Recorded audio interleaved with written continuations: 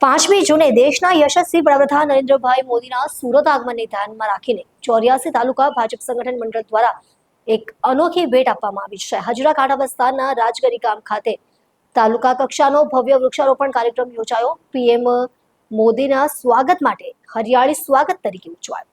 કાર્યક્રમમાં 84 તાલુકા પંચાયત અંતર્ગત ચૂંટાયેલા જનપ્રતિનિધિઓ, જિલ્લા તાલુકા ભાજપ સંગઠનના હોદ્દેદારો, મોરચાના આગેવાનો, હજીરા કાંઠા વિસ્તારના ગામોના સરપંચ, ઉપસરપંચ, સિનિયર આગેવાનો, શક્તિ કેન્દ્રના સંયોજકો અને બૂથ કાર્યકર્તાઓ મોટી સંખ્યામાં ઉમટી પડ્યા હતા। સૌએ ભેગા મળી મોટી સંખ્યામાં વૃક્ષારોપણ કરીને પર્યાવરણ સંરક્ષણનો સંકલ્પ લીધો। નેતાઓ અને કાર્યકર્તા વડાપ્રધાન મોદીના આગમન પ્રસંગે આ પર્યાવરણ પ્રેમી પહેલથી એક નવો સંદેશ આપ્યો છે કે સ્વાગત ફૂલમાળાથી નહીં પરંતુ વૃક્ષારોપણથી કરી શકાય છે।